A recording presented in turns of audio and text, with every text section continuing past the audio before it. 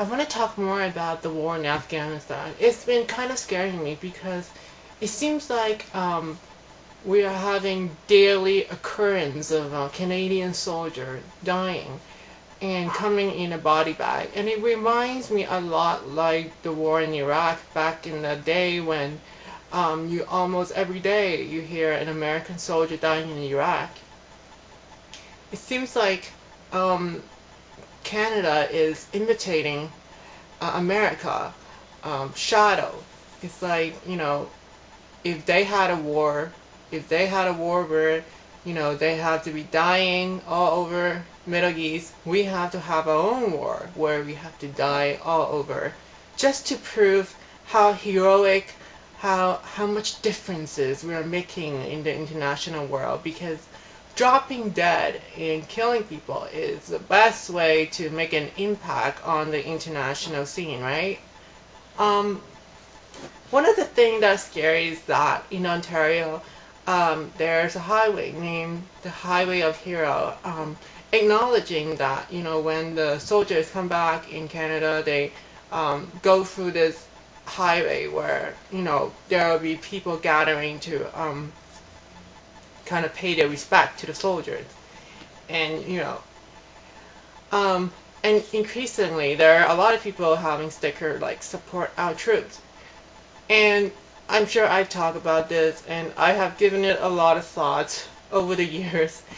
And it just seems to be a bit scaring because when I hear like even news station like CBC, which is in trouble right now, and is the only station that give, attempt to pretend to be a bit nonpartisan and attempt to be a little bit not just putting the conservative perspective out there, but also the liberal and sometimes the NDP perspective, but is in financial trouble. And apparently, we're not going to save the CBC, the government might not be, but all we have left is conservative media. But anyways, when I was watching the CBC, these soldiers were interviewed on why they're going to Afghanistan. They're saying, oh, the insurgency will never end, as long as there's religious extremism out there. But there seems to be also, wife and families of the dead Canadian soldiers. They're saying, although the insurgency may never end, but we can't just stop fighting. We have to keep trying. We have to make the best out of the situation. There are increasingly many people providing justification because of the death of these soldiers to justify the rightness and the moral superiority of fighting over there. And making a hero out of these Canadian soldiers, as much as I understand why some people want to do that, kind of glorify and kind of firm up the cases of the war. And, I don't see why I have to, if I feel like, stopping the war mean not supporting the troop, then I would not support the troop. I would not support the troop if it means that there would be actual peace, because it seems like every time there is a war or something like that, there need to be excuses. Some people would justify, well, what if we didn't go to war with Hitler? What if we didn't fight against Hitler? We would all be like speaking German now, which wouldn't be so bad.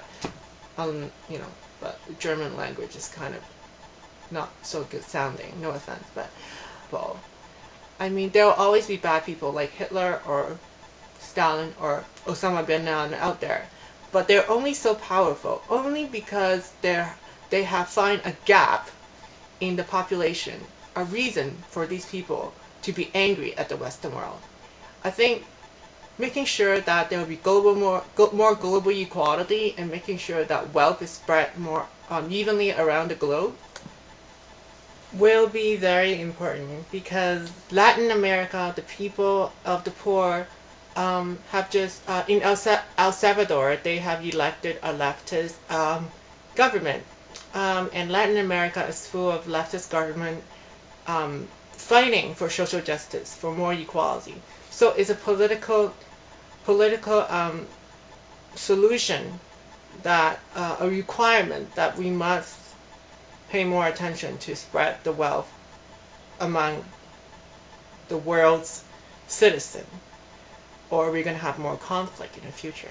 Silver lining is that with the Obama administration, hopefully that he will be standing up against the overwhelming greed that has been dominating the U.S. And I think whatever the U.S.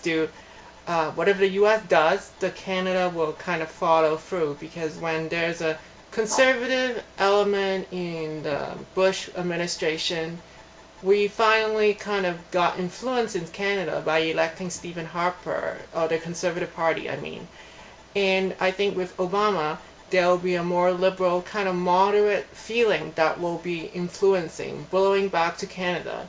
And we're seeing a bit of that with Stephen Harper scaling back the war in Afghanistan. And hopefully, apparently, we shouldn't be too hopeful, because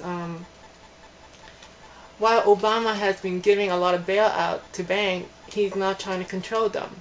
He's not putting more government control onto those banks. So it's no Franklin Roosevelt. And I read this article. Franklin Roosevelt once said about the New Deal, he said, "The old enemies of peace, business and financial monopoly, speculation, reckless banking, never before in all our history have these factors been so united against those forces, against one candidate, as they stand today. They're unanimous in their hate for me, and I welcome their hatred." I don't know, I kind of wish there is a Franklin Roosevelt in Canada, not in Obama.